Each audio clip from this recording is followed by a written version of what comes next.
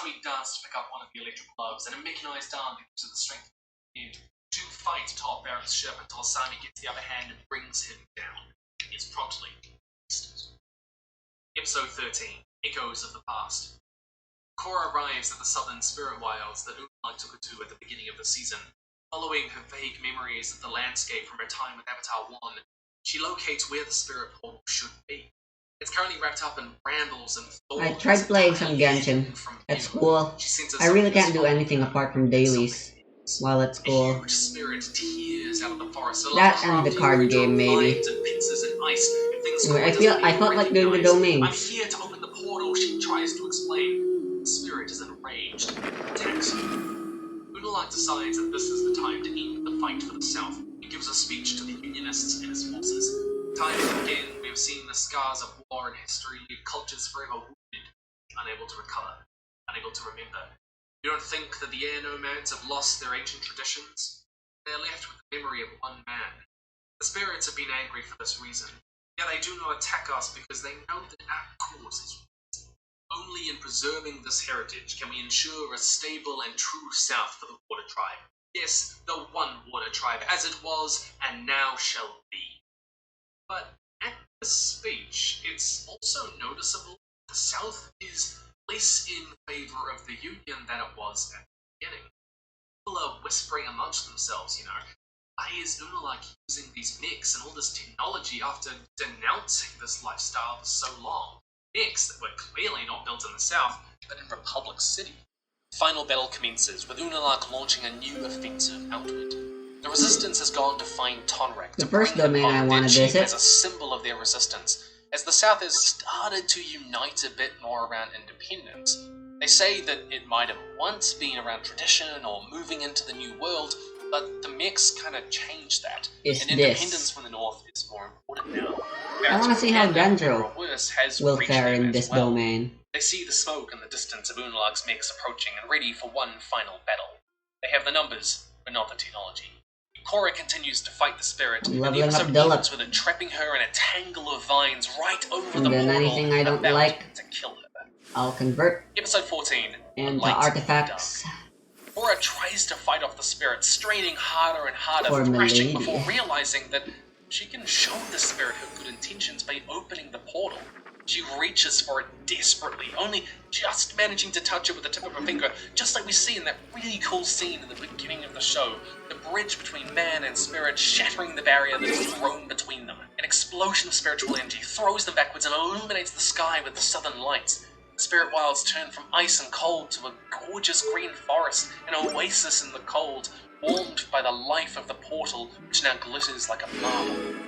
The spirit attacking her returns to its uncorrupted form, a gorgeous tree. In fact, one of the ones that she saw in the vision of Wan when the pact was originally made. This spirit is ancient. She bows reverently and the spirit bows back. With that, she feels assured in her role as the Avatar. She managed to do something really good.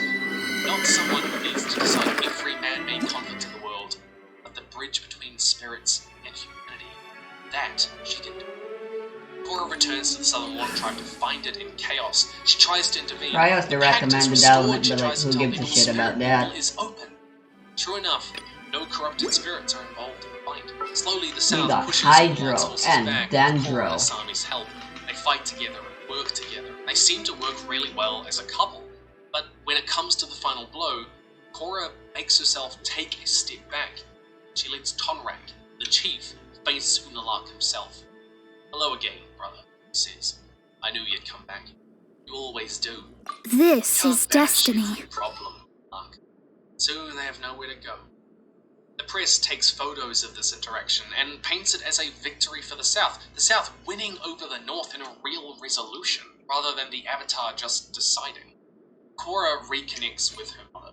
You were right, she says. Sometimes people have to solve their own problems, and I've got to solve the problems of the Avatar. She explains how I will protect you by listening to the spirits the same way the original Benders had lived. Wonders if the other non-Benders could do the same with dragons, with badger moles and sky bison. On the distant island of Sky Bison that Tenzin and his family have found, they're learning the strange ways of life of these people, and and in turn, Tenzin introduces them to nomad ways of life. Besides, knowing that they will never be full air nomads, but admits that he feels some camaraderie with them. But as the autumn winds sweep in the valley, one of the children riding one of the young sky bison land turns to touch its forehead. The exact same way nomads are always drawn to young that moment. Busted! Grow! Leave it all to me. Delve into destiny. Written in the stars. Everyone hold hands.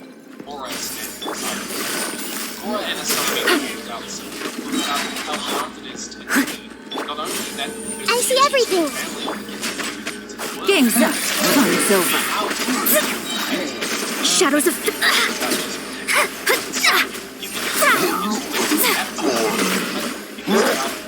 Ouchie! Nicole! Sami says this is why the Avatar is Sharing my knowledge. Delve into destiny. Decided by destiny. Hey! Time to clean up. She was on the right side.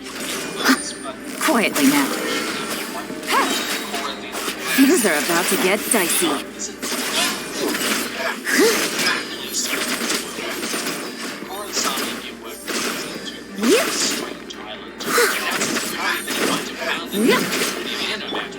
Grow!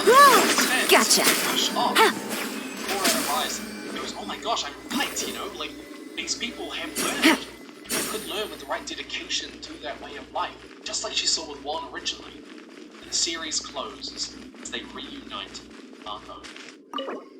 Okay, let's be real, the main problems with Season 2 were the bizarre left turn halfway through the series that totally abandoned the interesting plot, and the strange Deus Ex Machina ending. I tried to fix those while also Look at respecting the original intention. You've got new airbenders, you've got portal opening, Alright, it's you've got not the that spirit great. and mortal worlds being No, that's connected good again. though. My question is, though, how would you fix Season 2? How would you rewrite it? This also builds into what I feel is pretty clearly the overarching theme of Legend of Korra, the shifting role of the Avatar. What is their role? We see this with Amon, Zahir, and Beryl questioning the role of the Avatar.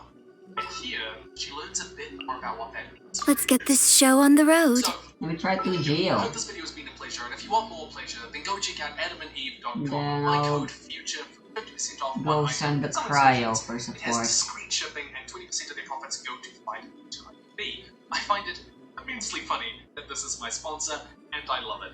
I got the offer, and I was like, yes, they have been a great sponsor. They are not trying to shaft you. Well, do go check them out. Stay nerdy, and I will see you in the future. As per our contract.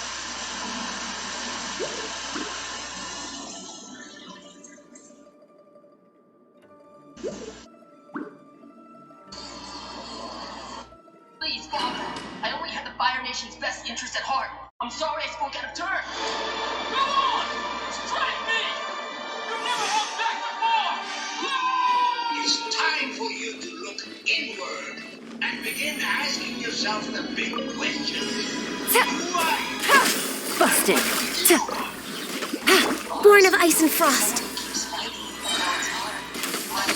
This is long overdue. Flags up. And step. Steady as stone. No touching. Hup.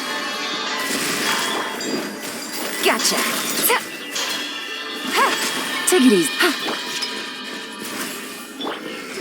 Flags fly. And step. We're going to be talking about some pretty child abuse, domestic violence, Born of ice and frost. trauma, self-harm, suicide, genocide. If you can't engage with these topics safely, Flags up. Observe. Break a leg. talk about something Here comes the catch. I must leave no stone unturned, as a good knight should. I want to say a big thank you to everyone who worked with me. So crowdfunding means that touching. They are huge. If you want to see this kind of content, Quietly now.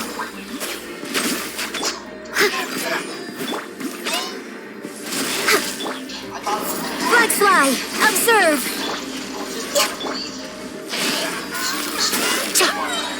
Things are about to get dicey. Glaze over. Access denied. Observe. Your grand finale. Leave it all to me. Someone needs assistance. Talks about honor. Zuko repeatedly That's even worse. justifies and I need contextualizes energy. everything he does as a way of regaining his honor in the eyes of the Fire Nation. More importantly, his father. He burns the Kyoshi village down. He throws himself into the icy wilderness with the Avatar on his back, with nowhere to go, risking almost inevitable death, rather than let go of what, in his mind, is his one chance, his one way back to redemption. He betrays Iroh, the one man who has always been there for him across the years. He betrays Katara's trust, all for a chance at regaining his honor. Emotionally, it causes him to flash to anger at a moment's notice. Honor is such a deeply rooted idea in Zuko's mind. Except, psychologically, it's not actually about honor, is it? Honor is a cultural, sociological idea, something that has been used to hide Ozai's manipulation and abuse, to justify it psychologically to Zuko, obscuring it when the true force behind Zuko's actions is shame. This is Shame destiny. is so deeply rooted in Zuko's mind that he doesn't even recognize that this is what he feels, that this is what it is. But I don't feel any shame at all. I'm as proud as ever. Zuko. Can't it's not sleep? the opposite of shame. Let's go for a walk then. Humility is the only antidote to shame. Shame can be broadly understood as individuals' intense disappointment What's concerning happening? their own shortcomings, which they perceive as discrepant from standards of significance to them or important to others. It's difficult to understand close. just how important the moment his father challenged him to an Agni Kai and burned his face was, transforming how Zuko felt about himself and the world. Please, Father. I only had the Fire Nation's best interest at heart. I'm sorry I spoke out of turn. You will fight for your honor. I won't fight you. Zuko comes into this moment thinking he should only be ashamed for speaking out of turn in defense of those lowly Fire Nation soldiers. I can't take advantage of Cryo The anyway. greatest sin is to refuse to put your enemies in their place. I won't hold to you back. violently assert yourself. To quibble over right or wrong. To put family or friends first. It's all showing weakness rather than power or strength. That reluctance to be decisive by violently asserting himself is where he dishonored himself in the eyes of his father. And it's why this moment radically changes his view of himself and the world. You're exposed. We shall prevent. Let me scry. Fate is upon you. Come on, no touching. Punishment, he was banished and sent to capture Avatar. Only then could he return. Those standards of I'm going in. Grant us your blessing. Born of ice and delved into death. psychologically, it's a way he should Written in the stars. anger and power become a way towards pride and self-esteem of bringing himself closer to his No father's touching. standards. Synonymous with Too easy. and shame. Get out of here. The way Zuko is creating what is sometimes We shall prevent. Fate is upon you. makes a show of Shadows of fate. All hail. as a way of meeting someone else's expectations. Teamwork is dreamwork. Huh? Themselves as an individual and need to want performance. Right from the first episode, Zuko is heavily relying on that fury and frustration Healthy that's body, It's hard to healthy beat mind. this. It really no is matter just how hard much to Iroh beat this insists otherwise. map. When he betrays Iroh, fully capitulating to With Ozai's sub way 1 of minute. thinking, you can see the raw ferocity in Zuko's face as he firebends, unlike any other moment in the series. Shame focuses on the self as characterologically flawed, Victims who attribute abusive maltreatment to deficits or flaws in character experience even greater hopelessness, thereby exacerbating values of abuse. What this means is that victims of abuse and intense shaming will sometimes attribute that shame to inherent parts of who they are, their character, their bodies, though they cannot change or control the inherently justifies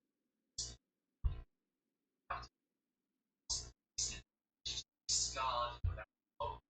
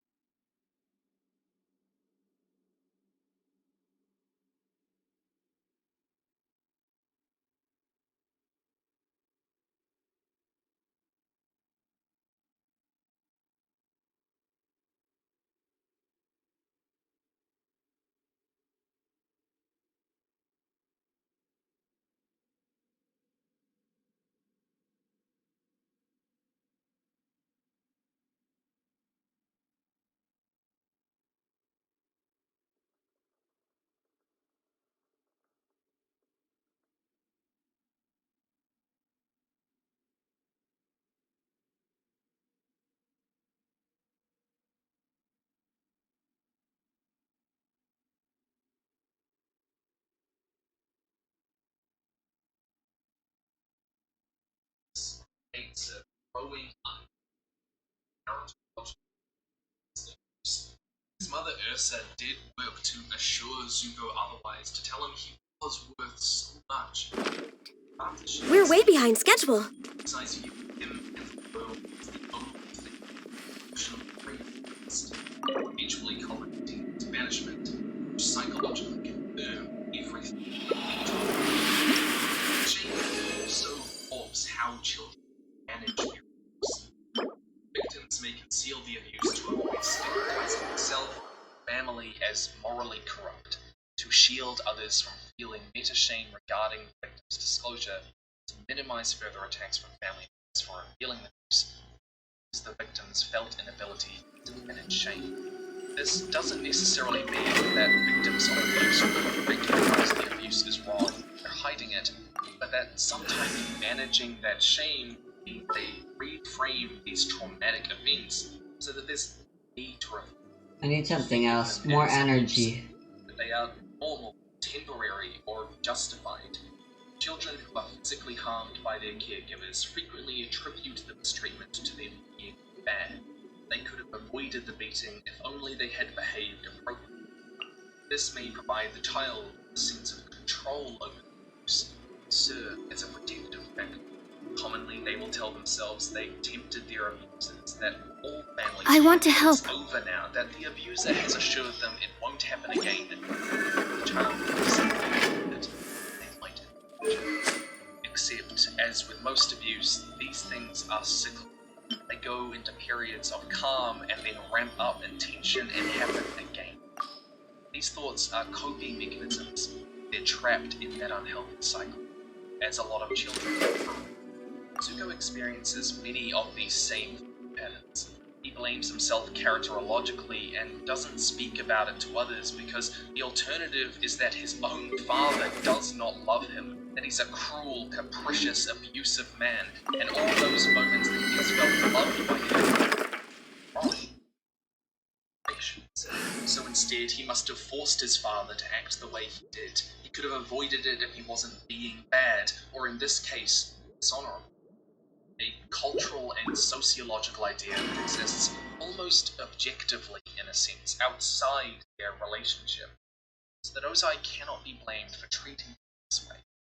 For a time, he even prefers to blame Azula for his childhood. However damaging and unhealthy this is, this way of thinking is a sense of control. Born of ice and frost. And hope in a twisted Let me way. scry. He could have managed the situation. Ha! Everybody stand back! Enhanced Animal Module 75! Because those who does kind of like himself character part of me does Aksa, come on! it Focus! exists that Shadows of Fate! focuses on absorption test. Stand clear. Ta! Animo test 63. Decided by destiny. Teamwork is dreamwork! No touching. Stable self-characteristics. Zuko was always Born of ice and frost. For Rex Lapis. giving up after his son's death. Stand clear. A minor error. Animal hypostase. Get out of here! Everybody stand back! Zap. Let me scribe. No touching. Iroh insists that he take time. Zuko immediately flashes to anger. What else would I expect to hear from the laziest man in the fire? Delves into destiny. Access denied. Get out of here! Uncle's a quitter and a loser. What are you talking about? Uncle's not a quitter. Oh, yes he is. He found out his son died and he just fell apart. A real general would stay and burn Ba Sing Se to the ground, not lose the battle and come home crying. How do you know what he should do? He's probably just sad his only kid is gone. Empathize with Iroh. He was hurting, and he saw the importance of having time to heal, to step away and reflect. He will not give himself that same love anymore.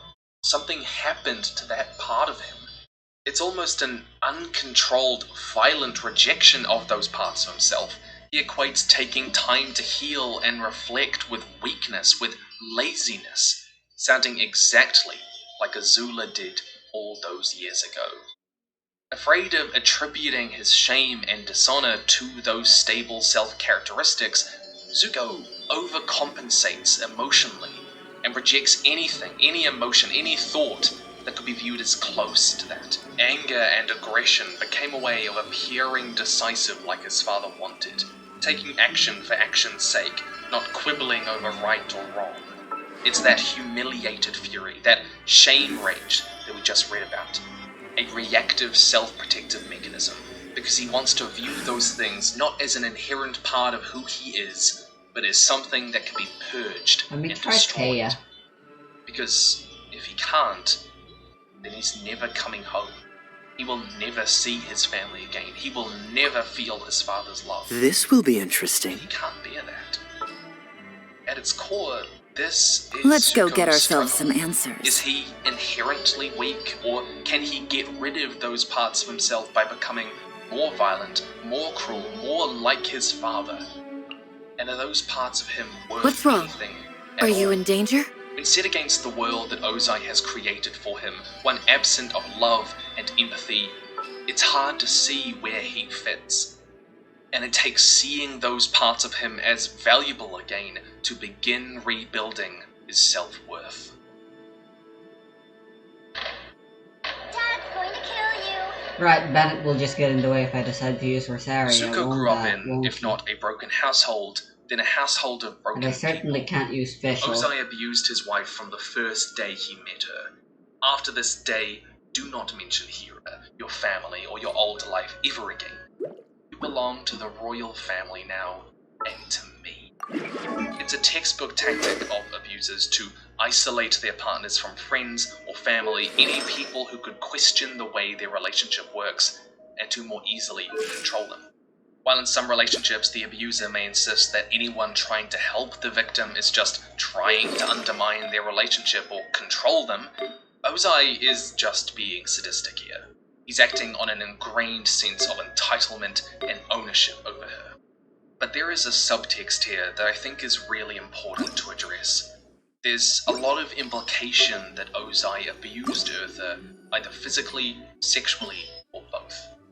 When she returns to the Fire Nation Palace, Zuko offers that she can sleep in her old room, the very one where she would have once slept with Ozai. But she insists that one of the guest rooms will be just fine. As she wanders about the palace, she is plagued by feelings of guilt, of being unsafe, of simply walking in the halls where he once stood. and when she comes before a grand, imposing picture of him, she suffers something of a breakdown. Symptomatically, these are all common reactions for abuse victims returning to the places of their traumatic experiences. Feel like While we are loving never Kay, told actually. explicitly what happened with Ursa and Ozai, it's a pretty reasonable conclusion to draw. Literal physical space can feel threatening Sooner we're done, to victims the better. of especially spousal abuse and especially sexual violence, where patterns of expected behavior Which opera shall we past perform create today? conditioned responses like this, often ones that manifest in submissive or passive behaviors where asserting oneself becomes difficult, even in situations where they know that they are perfectly safe. Trauma creates irrational feelings and responses in us, and that's okay, but it's why we have to work through them, and Ursa does with Iroh's help. Even facing Ozai again behind bars without his powers, with Iroh right Oh, how behind her, exciting!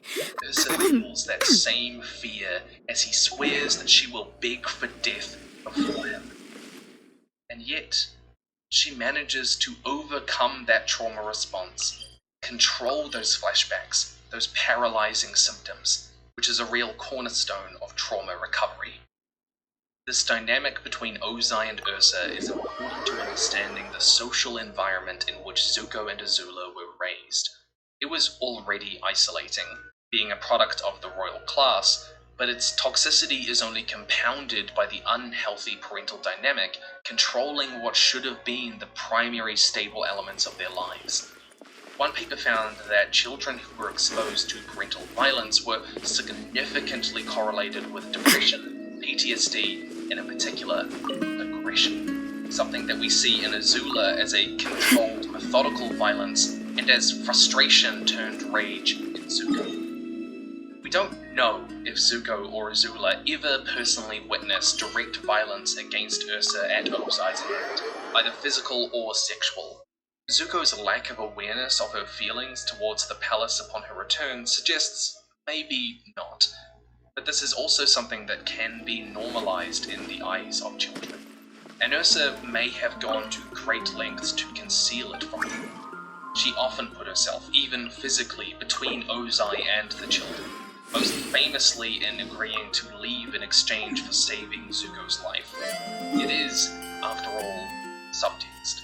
Whatever the case, Zuko either witnessed the abuse personally, or he witnessed the fallout, the tension, the underlying control, verbal and emotional, that Ozai exerted over his mother, that cycle of abuse, round and round. Violence, just a more subtle kind of violence. Surveillance, where one feels that they, even privately, are being watched, are not safe, can be invaded at any time, a panopticon of fear that controls you even when you are alone. If you've ever lived in a house like this, you'll know what that fear is like. While Ursa may have done her best to create a safe environment for her children, Ozai was unequivocally a neglectful parent, as well as the one that controlled every element of their lives. What they learned in school, who they could speak with, how hard they trained, when, how, and which needs were met. Abusive dynamics thrive in families where one partner controls the finances and most of the decisions regarding the children, especially in social communities where they occupy a traditionally protected role of authority, such as because they are the ordained head of the house. And it's only more dangerous in cultural environments where the authority should not be questioned. These sociological and economic structures are inclined to justify and protect abusers, and it's precisely the situation that Ursa finds herself in with Ozai, the unquestionable Fire Lord who controls which friends they're allowed to see, when they're allowed to go out, how they learn, and what they learn. Abused spouses like this, caught up in these dynamics, will often be trying their best. But it's like swimming and trying to keep everyone around you afloat. You can only do it for so long, and eventually, you're going to drown. Regardless of Ursa's efforts, Ozai created an environment that neglected Zuko and Azula's emotional and psychological needs, twisted their understanding of what love and strength was, and taught Zuko and Azula to value their father's approval above all else. I can What get her people to looking at 90 Turn the actually Flint if I identified wanted to. 3 factors with the greatest psychological impact: family conflict, paternal support, paternal affection measured. I have predicted enough of the children I have enough of the level up externalizing materials for some social reason. behavior Shiver! as they grow up. These 3 Flags up, factors in and children step. developing healthy psychological bonds Gotcha. explain a lot of Zuko's childhood. Steady as stone, as a dutiful maid would. Conflict and lack of any fatherly affection. What he did have was paternal support, but that too was undermined by the neglectful environment that Ozai created, and eventually, Ursa was gone too. Children given limited emotional support inadequately deal with challenging interpersonal I must leave no situations, stone- and they struggle to Quietly manage now. their emotions, helping explain Zuko's own difficulties step. with emotional Break a leg. regulation. Here comes the catch. But other You can't run. emotions must be serious too.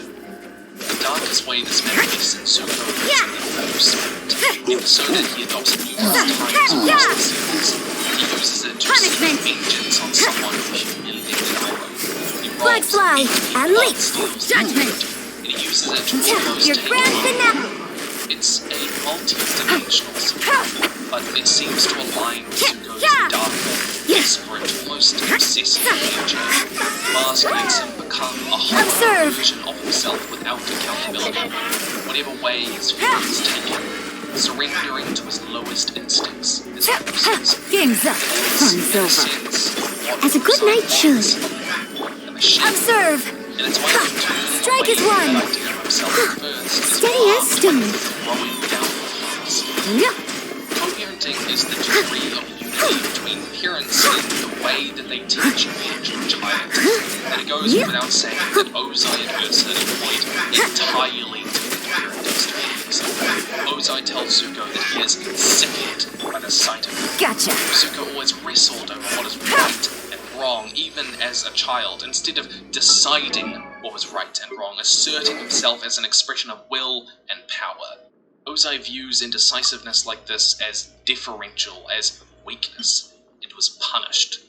Ursa, on the other hand, encourages moral exploration.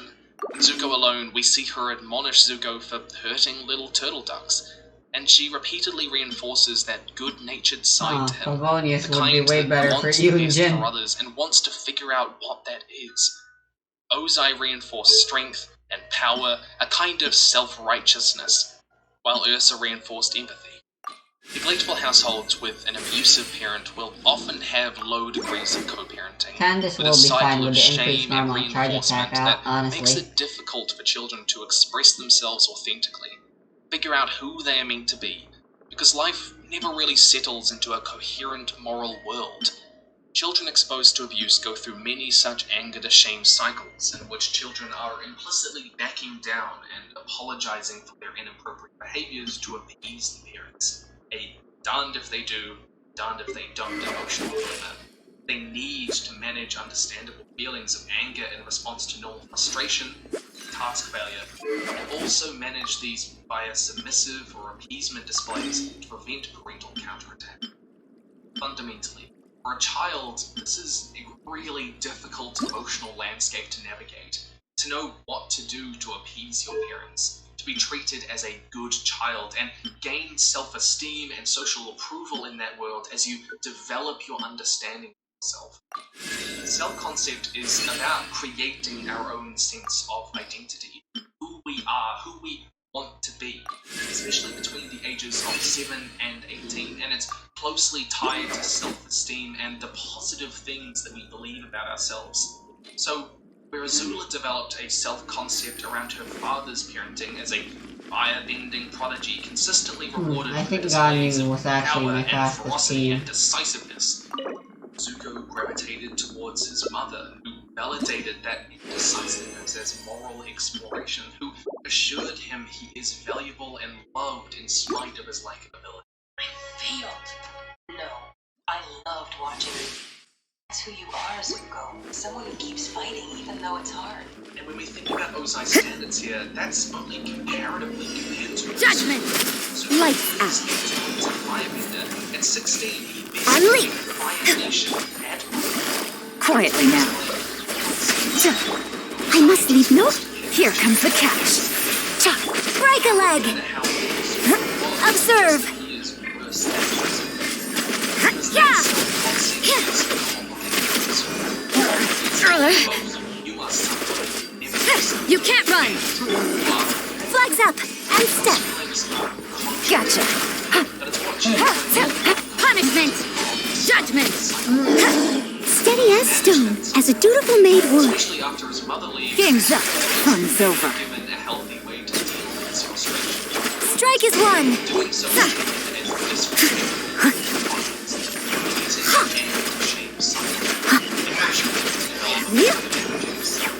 Identity versus role confusion is a crucial part of the teenage Flags fly. adolescent And step. experience and identity. Which is described You can't run.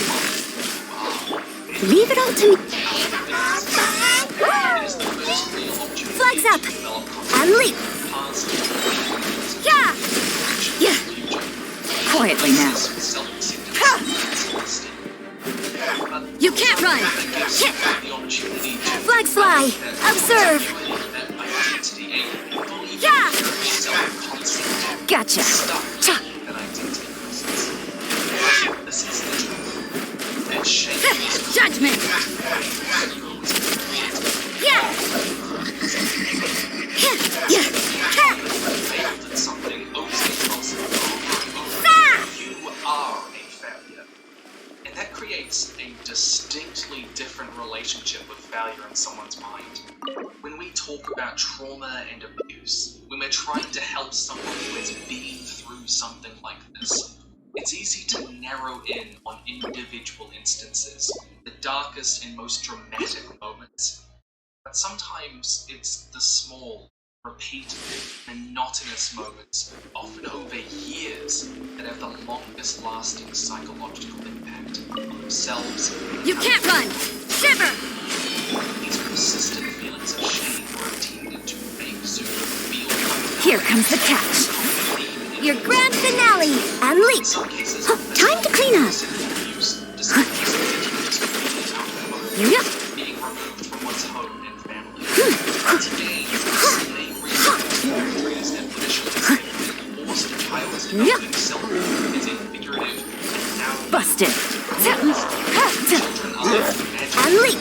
rage Yeah. responsible for the disruption of the entire This is discussing children being followed Things are about to get dicey. Quietly now. Flags up. Strike is one. You can't run. Lights out.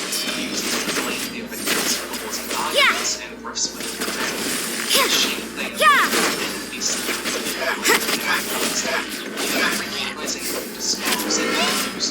Judgment. They are Flags fly. And step. responsible for power. Busted. I must leave no stone. You can't run. Ta. Flags up. And leap. Here comes the catch. Yeah. to maintain control over them, which is what we see with Ozai. I think this feeling most clearly comes out in Zuko when Azula tells him that his father wants him to come home. Father's changed his mind. Family is suddenly very important to him, and you are the only ones you can trust.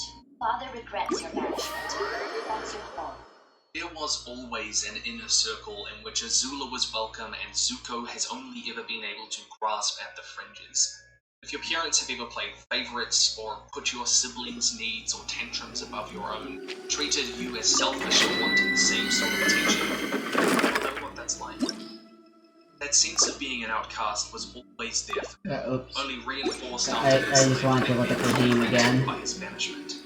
Right, I ended up spending too much of my time Children, Zuko here. doesn't want to call And out I his still have motives, time. to see that he is being manipulated here.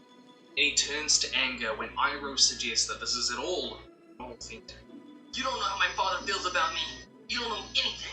Because Zuko, at least subconsciously, knows that if this isn't real, it only confirms that fear, that he is an outcast, that he has splintered the family forever, that he will never return. As a kid, Zuko seems to have imagined his family as kind of happy, or at least functional. He says that there were times when they were truly happy, and he used to believe that his father would never hurt him. Not really. How truly happy they were, and how much of it was What's the happening? hopes of a child making sense they could of the world, we don't know. But it does mean that Zuko felt keeping his family together was precious to him, and he feared being responsible was rude. At one point, we see that Zuko suffers from nightmares where his mother cries out to him for help and he does nothing. It's mocking the night she left. She tells him that everything she has done is for him. It's intended to assure him that he hasn't done anything wrong, that this is out of love. But that feeling very easily evolves into a sense that you were a burden, seeing someone else give up so much for you, especially in such a negative social and emotional environment, continually tearing down your self-esteem, that you, and only you, are responsible for tearing apart your family. All of this tells us that he is struggling with these feelings of sticking, being told that he is an outcast. And if you've ever felt that way, then you'll know how long it takes to unpack it. I'm angry at myself! It's easy to think of Zuko as older, more mature than he really was. He was only 11, Ursula, still a child, barely in the middle of his development psychologically and entering some of his most important years. I don't know what you were like at those ages, but I was still growing. I went through a pretty rough relationship in late high school. A lot happened. A lot that I, at that age, just didn't have the emotional tools to deal with. I wasn't equipped to support that. They're literally forced to bring at least one Genjo character in this domain. Baggage to work through is guilt and shame and frustration with my inability to help them and manage what happened. So that you can stayed even with me start it. for a long time. It changed me quite fundamentally, to be honest. Almost single-handedly sparking my interest in mental health. Everyone hold hands! Lucky today. I was 18, 19 at that point when I was dealing with that. Not 11 or 13. The Temple of Wisdom! Take that! Zuko dealt with this guilt, this shame, abuse at a far more vulnerable age. And Gotcha. scars that Game's up. Fun's over. Hey! Post-traumatic stresses. This first requires a stress factor, exposure,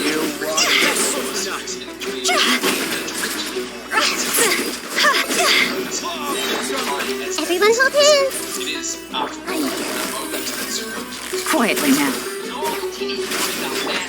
Let's dance! Oh, I see everything! Where do you think you're going? But as we discussed, this moment will See? violence and violence that you witnessed because of this that actually suffers from Everyone hold hands! Gotcha. psychologically similar symptomatic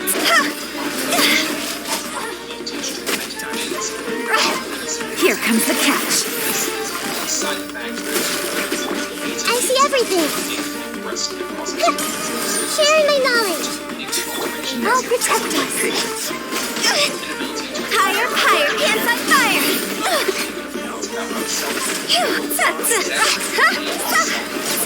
Go!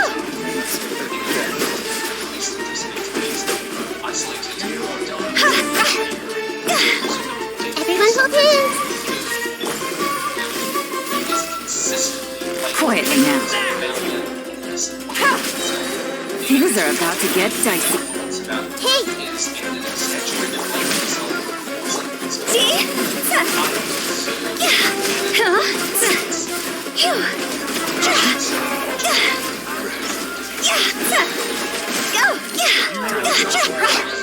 Everyone hold hands! The Temple of Wisdom! This is a pretty stupid domain. The enemies always spawn so far away from each other. And sure, you prolong your time here.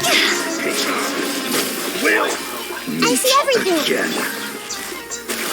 Fragile. Falls apart the moment Zuko Let the show begin. that it is not only difficult to let himself be happy, but that feeling is easily undermined and destroyed. When he was first banished, Iroh presses him to enjoy the sights of the world. After all, he's gonna be out here for a while. The only view I'm interested in seeing is the Avatar in chains. There are a lot of reasons that people emerging from abusive dynamics find it difficult to be happy. Their emotions were often sidelined, their happiness minimized in favor of their siblings or spouses or their abuser. Their experiences were treated as less valuable, less real. I know some people who would express themselves and are told, okay, you feel that way, but you shouldn't. Here's all the reasons you shouldn't. It's not legitimate. You know, it's recognizing that they feel that way, but not actually empathizing. People in these scenarios attempt to navigate these abusive emotional landscapes by either not expressing their 89. emotions or reflexively suppressing them, and in the long term will struggle to express them openly, even in safe environments, often resulting in communication issues with partners or family because their problems, as well as their happiness, were never treated as equal. Zuko's difficulties being happy are also compounded by his fear of Don't tell me they did it again. so used to conditioning Fun himself fact, for a Pookie world can of actually ruthlessness and power where mine with her empathy skill and connection, for some reason. where we find so much of that happiness, is looked down on. The third element of CPTSD is intrusion symptoms. Unwanted memories, nightmares, flashbacks, emotional distress and reminders, or physical reactivity after exposure to traumatic triggers. Prince Zuko, have you forgotten Stand with what me. happened last time you told the master? I will never forget. As Zhao comes to burn his face in the same way his father did, you can see the memory light up in his eyes in a flashback and momentarily shuts Zuko down and paralyzes him. He repeatedly suffers from nightmares, like the ones we've discussed about Ursa, and emotional distress dreams that bring back those darkest moments. In the comics, when he returns to the palace, Zuko suffers from chronic insomnia Our bond is that strong. turns into a kind of paranoia that is not safe, that he cannot trust other people. These are intrusive thoughts.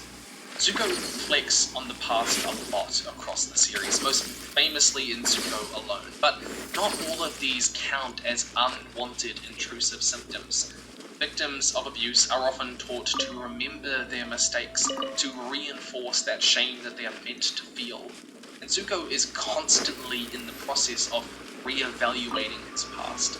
It's no surprise that we see so much of it. Even so, he does clearly exhibit intrusive symptoms of a kind. The fourth element of CPTSD is avoidance, avoiding trauma-related stimuli.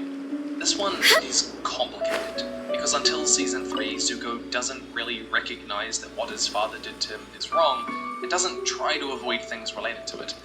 At the beach, though, after finding himself amongst a swamp of old family memories in their old batch on Eagle Island, Zuko's experience with this place suddenly becomes unpleasant. He's slowly realizing that his childhood, even with these scraps of happy memories, was a deeply traumatic period of his life, and he decides to destroy it. I'm freezing.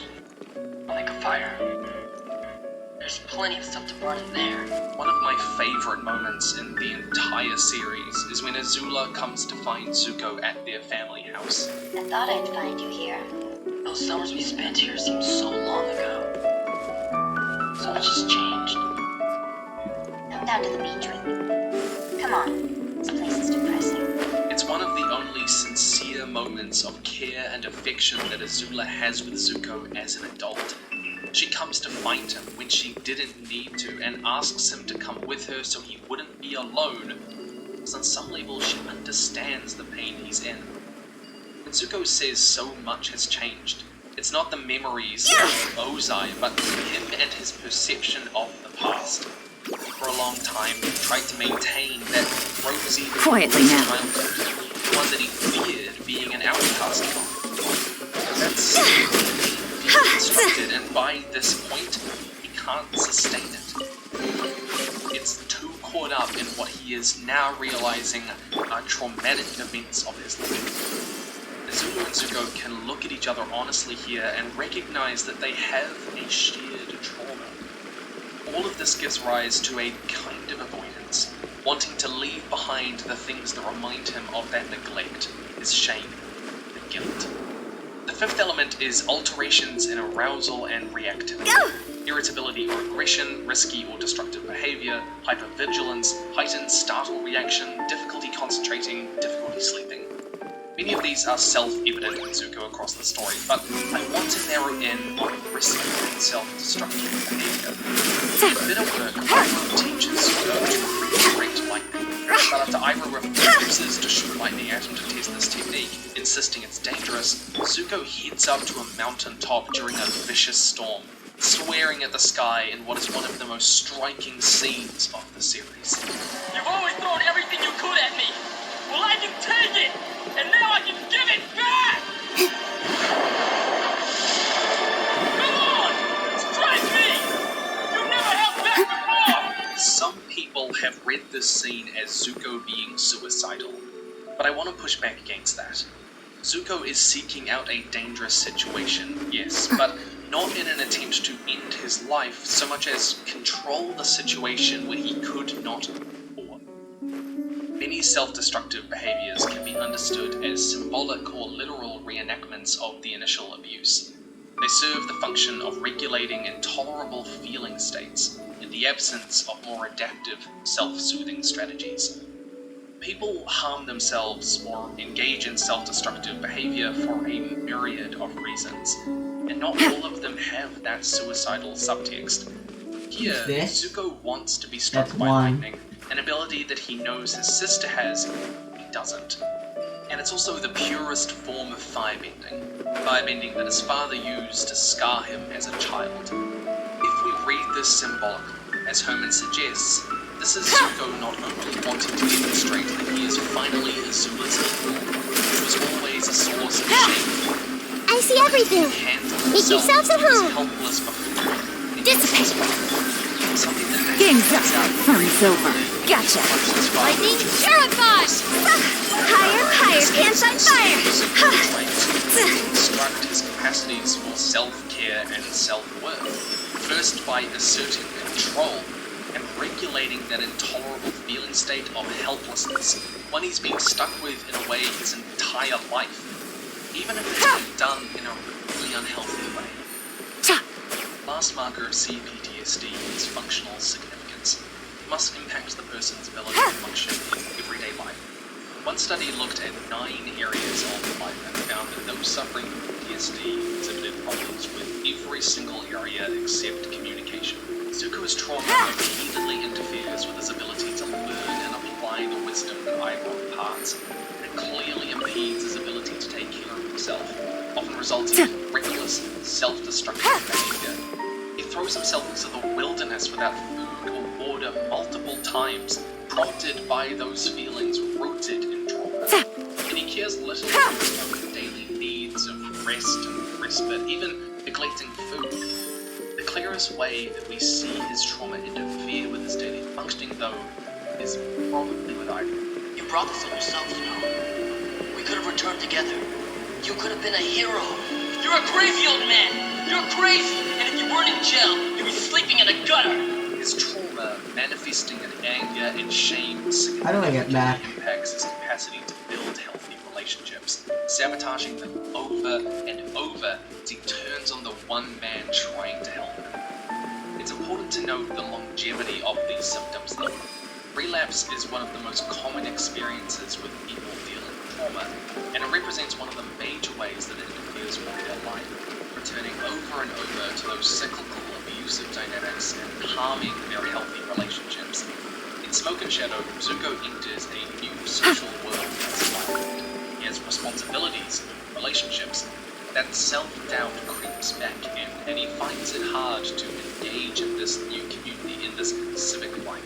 He falls back into old habits and defers to his father as a source of wisdom and truth. Returning to one's abusers, or no longer being convinced of the things that they have learned after they've left them, is extremely common. so Zuko falls back into some crueler, Seriously. anger-prone ways. Where the hell Those do I go? feelings of isolation, shame, and weakness keep coming back. Because the road to healing is not a straight line. Sometimes it's slow. Sometimes it feels like you're sliding backwards. No matter how hard you work, and sometimes you take a wrong turn. Even if you know where you want Stand with me! Despite all this, I think it's most accurate to view Zuko's story as one of processing his neglected memories, one of rising beyond his past, losing his way, of becoming. I was never angry with you. I was sad because I was afraid you lost your way. One way to look at processing trauma is changing how we evaluate ourselves, our decisions, our past, what happened to us, what in us is worth loving, and what in us is worth protecting. Children look to their parents for evaluative feedback, and this defines the framework through which children evaluate their own successes and failures. Children who are repeatedly exposed to negative and degrading interactions with their parents are likely to experience feelings of low self-worth, and to evaluate their own performance through a harsh, negative lens, similar to that of their parents. Children who have suffered physical abuse are likely to attribute great importance to minor failures and blame themselves for these failures. Bam. Zuko's repeated negative and degrading interactions with his father mean his ability to evaluate himself is just a mess. And so much of recovery is about learning and adjusting to a healthy way of evaluating yourself. Those Things are about to get dicey.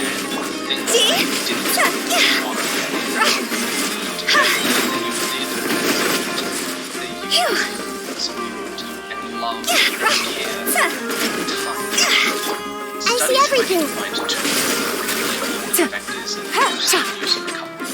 First is Our bond is strong! someone structure, but not the abuse of context that helps them shift that self-evaluation and self-concept. Ursa could have played this role if she was around. She stood up for him in the past, and it's likely that Zuko's ability to evaluate himself was a lot better when she was around. Once she vanished, his self-evaluation came mostly from Ozai. It's no surprise that there is such a marked difference between Zuko at 11 and 13 years of age. That's nearly a fifth of his life, some of his most formative years lived with only his abuser as a parental guide. The things his mum taught him slowly melting away, replaced with everything that Ozai believes in, that damaging self-concept. The second is physical distance from the abusive context.